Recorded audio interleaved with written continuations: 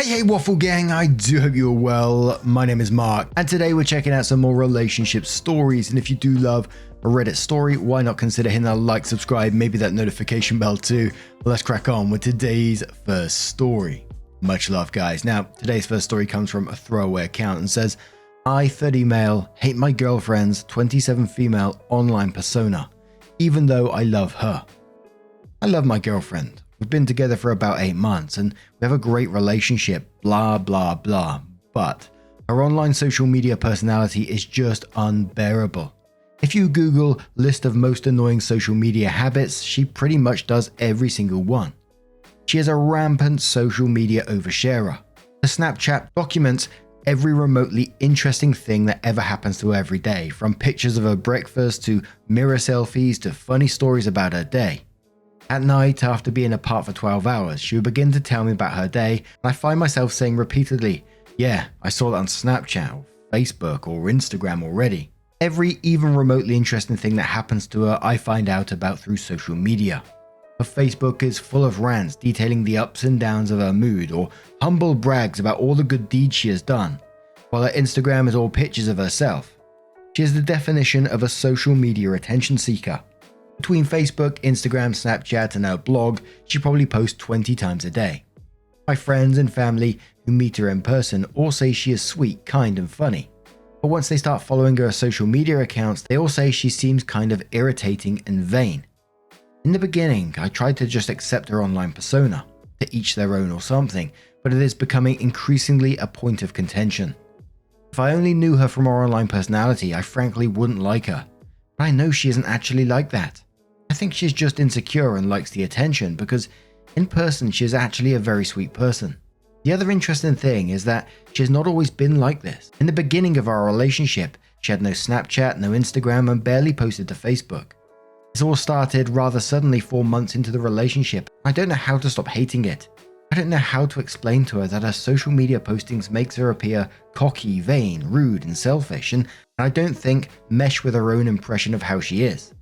Additionally, I find that her constant social media life updates have taken away my feeling of significance in her life. I feel like any people who follow her accounts now know as much about her life as I do. I've tried to bring up this subject with her recently, and I find her becoming very defensive about it. I don't want to sound like I'm trying to control her, which I think is how it sounds. She wants me to just accept this as a part of her.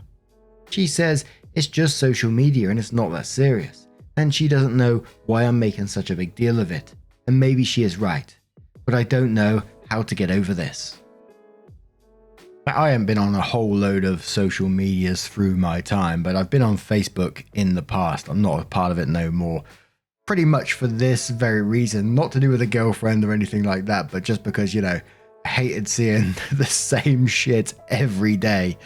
I mean, it might be totally a me issue. I'm not sure what else I was expecting, but I don't know, a suggestion of maybe just not looking at her social media, coming off of it, stop following her, something like that. Would she be offended by it?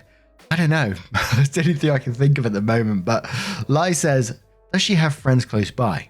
She may be using the internet as a proxy for human interaction. Opie says that is definitely partially true. She moved here just over a year ago and does frequently complain that she doesn't have an established social circle like she used to have. That being said, she does still have a number of friends here. Bunch of Balls says 6 to 12 months into relationships is when we start seeing SO's flaws for what they are. Ideally, you find someone whose flaws don't bother you or mesh well with your peculiarities. If they bother you, you gotta figure out whether you can accept those things about them or whether it's crucial they change. Pick your battles very carefully. To me, your SO's minor social media addiction seems like something not worth attention. If I were you, I'd just follow the top advice and not follow her and maybe just check in occasionally. But everyone is different, so if how she chooses to present herself to Twitter sphere is super important to you, bring it up I guess. Just be prepared for her to be turned off by this sensitivity of yours. Ingle says, my SO was not at your girlfriend's level, but it was a colossal waste of time all the same. It bothered me more seeing it every day, so I deleted Insta and Snapchat and limited use of Facebook. Then I started seeing her actions change a little since I wasn't participating. She started to see the annoying attributes of her friends, which I always made sure I gave my 2 cents on, like, yeah, why does Jane need to let the world know that right now? Or, I agree with you, Who the fuck does Megan get to take that picture at the beach if she's alone sunbaking? It's not great to judge, but for the sake of the exercise, it worked. In my opinion, drastically changed the everyday routine and change will come about. Another user says, what if instead of quietly unfollowing her, you let her know that you're going to stop following her and for which reasons? Prepare her for a serious conversation so that hopefully the two of you can communicate. Maybe you'll get to the bottom of why she feels it is necessary to post so frequently. Maybe you'll even be able to clue her in on her narcissism is unattractive. Maybe you two can find ways of working on her self-esteem together, but at least you won't have to follow her anymore, and she'll have some things to think about. So OP does update the post, and they say, here is the maybe not unexpected update. I decided to go with the ignorance is bliss approach. I deleted Snapchat, deleted Instagram, and unfollowed her on Facebook. She noticed right away, like immediately. It was a little scary. She was really confused at first and asked what was up. It gave me the opportunity to reiterate that reading her constant social media updates made me uncomfortable and unhappy. I explained that I've tried to discuss it with her before, but she became really defensive, so this was the only way. She seemed to accept this for about a day, and I felt so much better, so much lighter. But the peace was short-lived, and she quickly became enraged. She was furious that I didn't discuss this with her before doing it, and in her eyes I took a pretty drastic step without talking to her first. While I understand her point of view, I stand by the decision. I'm sure she would have been just as mad if I had actually given her all my reasoning beforehand. Our fighting spiraled unexpectedly out of control. She was fixated on the idea that her social media persona wasn't that bad. It was part of her personality and that she needed someone who loved all of her. She did not accept my actions as constructive criticism, but instead as a direct insult.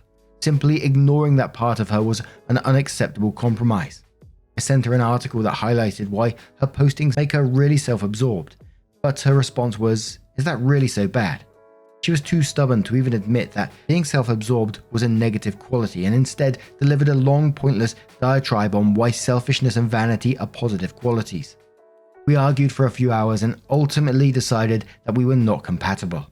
This was unexpectedly important to her, and I was unable to just stop hating her social media persona. So we broke up. Thanks, Reddit. And it's one of those posts that I think, is going to end on a happy note and discussed, and everything's just going to move forward as normal. But it was sort of, the update seemed to be going well. He stopped following her and things seemed to be going normal, and then it just fucking nosedived off a cliff. Maybe I should be expecting a breakup on these ones these days, but I really wasn't expecting it from that one. But what are your thoughts in this situation? Let me know your thoughts down in the comments below, and let's move on to another story. And our next story does come with a small update as well from Wasting Time 13579 and says, I, 29 female, feel like I'm wasting my life by staying with my husband, 29 male. My husband and I have been together for 9 years, married 7. We have a 5-year-old. For the past few years or so, he's been against me doing much of anything. I stayed home with our child because financially it was the best choice. When they got a few years older, I wanted to work part-time because I was desperate to do anything even mildly productive. He was against it because then his days off work would be totally shot. On his days off, he's off fucking around doing whatever he wants. 99% of the time it pertains to a hobby of his. So I'm again stuck at home, doing absolutely nothing. He insists on being a one-car family, which I can agree with to an extent. It doesn't make sense to pay double the expenses if I'm not working and don't need a car. But he doesn't even make an effort to carpool or some kind of other arrangement. So the car can be available to me once in a while and I can do something. So now I feel like this loser who sits at home all fucking day, every single day with no car. I haven't seen friends in forever because it's too much work to figure out a day to meet up where I have a car and my husband will be off work and at home to watch our child. My siblings are always meeting up for concerts and dinners, and I've never been to a single one for the same reason. I'm doing absolutely nothing with my life, all because my husband thinks it makes his life easier, and I'm sick of it. I've told him it bothers me, and his response is always, well, I don't know what to tell you. I love him, and I don't think I should jump on the divorce ship quite yet, but I'm sick of wasting my life. Tell me what to do, Reddit, because I have not a damn clue. And we're going to start straight away with a commenter who says, don't ask us permission to do things. Say, I'm doing X. This is how I think we might handle it. Listen to what he says. Maybe X is a class you take on Tuesday nights. You need him to be home on childcare duty by 6:30 p.m. Maybe X is you need the car one day a week and we'll drive him to work and pick him up that day. Maybe it's one afternoon every weekend where you get the car and can go out on your own and do whatever you want. He's treating you like a servant. Well, professional domestic staff gets days off and the opportunity to develop their other interests, so you should too. If he is a reasonable person, he'll probably not be nuts about having to take on more responsibility and having less freedom, but he'll come around. If he is not a reasonable person, well, that gives you more information to make choices about your life with. Ready for Something says, just want to be honest, your post makes you sound like a live-in maid/babysitter. And, in quotes, well, I don't know what to tell you. And then says, it's not an acceptable response from someone you love and that should love you. And then quotes again and says, on his days off, he's off fucking around and doing whatever he wants. 99% of the time it pertains to a hobby of his. And then goes on to say, and what do you get to do on your days off from your full-time job? Oh right, you don't get any. You're his wife and should be his equal. Do you feel that way? OP responds and says, I always joke around that I'm only here to be a slave, but I kind of am. But no, I don't feel equal. I've been telling him that more and more lately. I kind of put my foot down and picked a specific day that he is off and said he absolutely is not doing his thing and I'm leaving for the entire day to do whatever the hell I want. I'm going to take full advantage of it. If he tries to pull the I forgot card and run off to do something, I'm done. Another user says, have you told him that you're so unhappy that you started to think about divorce as an option? Regardless of how clear you believe you have been with him, he might not really understand. Also, he deserves to know what the stakes are. Note that I don't think issuing an ultimatum is healthy, but that's not the same thing as sharing what your real thoughts are. Opie says no. I've never said that I've gotten to that point. Just that I'm unhappy with the situation and I've told him literally over and over and over. One more comment which responds to OP's comment there and says, you need to have a proper sit down, serious talk about this. You need to tell him that it's gravely serious and you're absolutely considering leaving over this issue. You should make a list of your issues if you think he might talk over you or not take you seriously. Have a plan, get your documents together, open a bank account of your own if you didn't have one, etc. Draw a line in your mind about where you're willing to go and don't cross it. If he's upset and says he had changed, then be very sure in your mind how long you will give him. He might make an effort for a week, 2 weeks, or a month, or even 3. Do not take a couple of weeks of making effort as a signal he's changed. The minute you take your eye off the ball, things will likely slide right back. Be vigilant. Your health, your psyche, and your kids demand it. Good luck. So OP goes on to say in an update and says, I have a mini update to my first post. I just want to say thanks to those of you who commented. I read all of them but only got back to the first few who wrote in because yesterday turned into a shit show. In the morning, I said I wanted to go off and do my own thing. I was actually just running errands for an hour or so alone. He said he had shit to do. Whatever, too early for me to be pissed off, so I dropped it. I asked again later, suggested he take our child to the park next to us, since she's always asking to do stuff with daddy instead of me. Again, said no, he was going to do stuff with his hobby. So I broke down. I told him I needed help and that I needed a break from just being stuck at home 24/7 being a mum and wife. His response was that he didn't understand why I needed a break, but if I did, I could just hang out in my room alone to get away from our child and him, and then asked me to make him lunch. I think it's too late for the come to Jesus talk. I have no fucks left to give. Obviously, he never had any.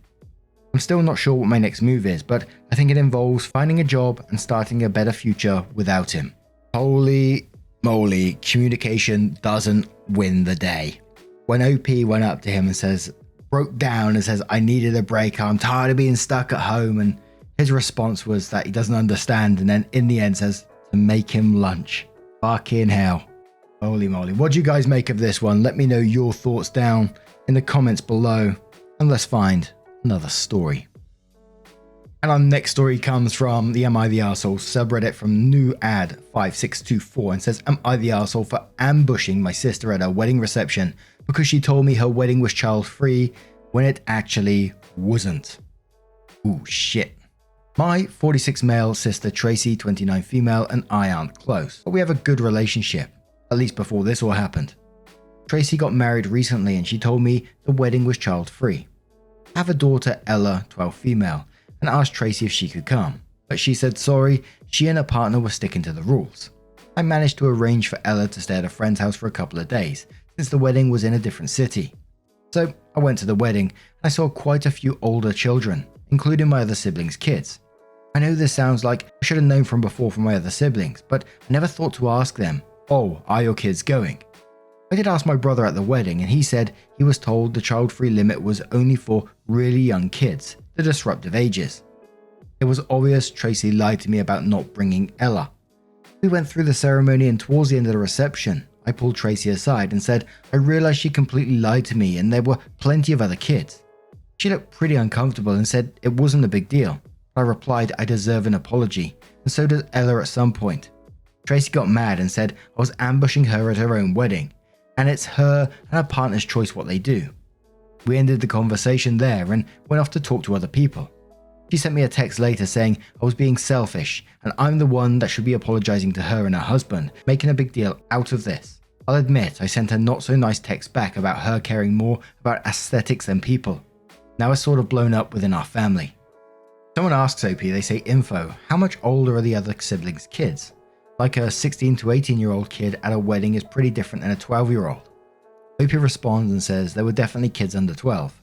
I think the real cutoff age was around 6 to 7 years. My brother brought his 10-year-old.